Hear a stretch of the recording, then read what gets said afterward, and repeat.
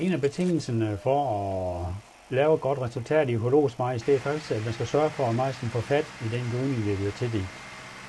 Som I kan se her på videoen, der kører vi med vores forsøgsnedfælder, hvor vi baserer gylden på begge sider af majsrækken.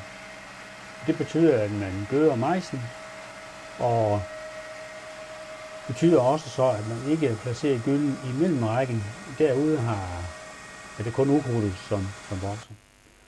Her er så et billede 10 dage efter såning, hvor majsen har 1,5 blad, og der mener vi klart, at der skal vi så ud og svide ukrudtet af, eller brænde ukrudtet.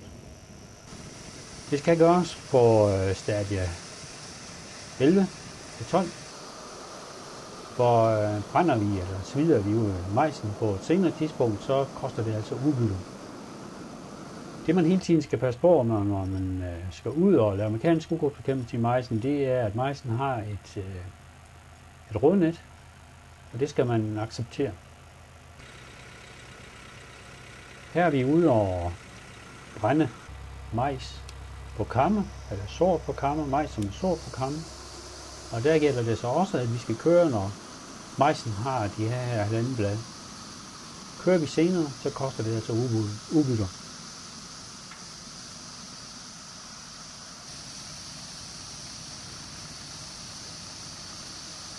Det er ligesom alt andet, så jo mindre ukrudt det er, jo mindre gas skal du bruge, og jo mindre forbrug er det. Her er en majs, der er brændt i stadie 12, og det er ikke sådan, man skal bruge meget gas, bare en 40-50 kilo, så har man svedet det ukrudt efter den. En anden mulighed, det er også at køre og rækkebrænde. Rækkebrænden er jo måske kan nøjes med at bruge det halve gas i forhold til bredbrændingen, og man giver så også de nyttedyr, som er i marken, dem giver man også en chance ved at kun at rækkebrænde, frem for at brænde hele marken. Men det er andet lige, uanset man brænder, så vil man altid få et nyt ukrudt, som spiger frem.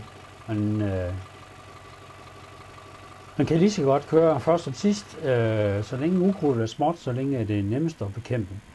Og majsen har nu 3 blade og kan godt stå for at blive rejrenset, og de kan godt stå for at blive stridet. Jeg kører med en frontmonteret rejrenser med et bredt vingeskær, gåselap, fod i midten af rækken, og så små gåselapper ude ved rækken. Det ligger så lidt jord ind over det nyfremspirede ukrudt inde i rækken, og efterfølgende har vi så en strige, som også løsner ukrudtet. Det er altid en fordel at underskære ukrudtet, og så flytte det en lille smule, til det ikke gror fast i muldjorden igen. Hvis det her er plantet, de har ligget et par timer i solen, så går det ud. Her striler vi så på nogle kamme. Det kan man sige, at når man kører på kammen, så er det selvfølgelig, når man kører og striler på kammen, så er det selvfølgelig bund oven på kammen, og ikke ned med kamfuren, man kører. Også her, der skal man passe på majsens rødder, man ikke skader dem. Det gør selvfølgelig, at kammene bliver reduceret i højden, og majsen kommer til at stå lidt morgerlig, og det skal man altså sørge for at så majsen i en givet dybde. Her prøver vi så at køre med en stjerneroderenser. Stjerneroderenseren er utrolig effektiv over for ukrudet, men samtidig med, at den også er hård ved majsens rødder. Man skal virkelig passe på, at man ikke skader majsen på det her tidspunkt. Men også her, det ligger en masse små ukrudtskigplanter. Hvis det ligger bare 1,5 time i solen, så kommer det ikke vækst i dem igen. Her kører vi med en kamformer, hvor vi tager jorden ud på kamfuren og lægger den op på kamtop. Der skal man passe på, at man ikke kører på fugtig jord. Hvis man lægger fugtig jord op omkring majsplanten, så rødner det. Derfor skal man vældig passe på med det. Her kører vi både med kamplov og kampfure. Det har vi fundet ud af, at det er en utrolig effektiv måde at bekæmpe ukrudtet på i kammajs. Som man se her, så løsrives ukrudtet med kamploven, som skraber hen ad kamsiden. Og hvis den så får en tur af kampformeren bagefter, så er alt ukrudtet faktisk løs. Og det kan også bekæmpe stort ukrudt. en rigtig god, effektiv måde. Her kører vi så med en tallerkenhypper. Tallerkenhypperne er også ganske udmærket at bruge, men det tager jorden ud fra kampuren og lægger op af kampsiden. Man kan ligesom skrave hen ad kampsiden og bekæmpe ukrudt på den måde. Men det giver selvfølgelig ingen bekæmpelse op på kamtoppen.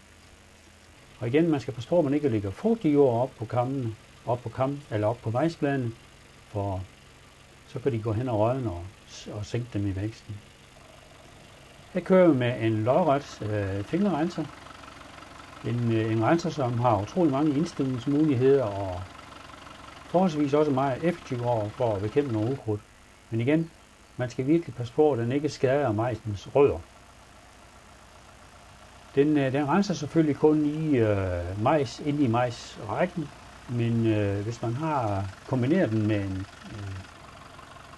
en kampformer eller en strile eller noget, så er den ganske udmærket effektiv måde at bekæmpe ukrudt på.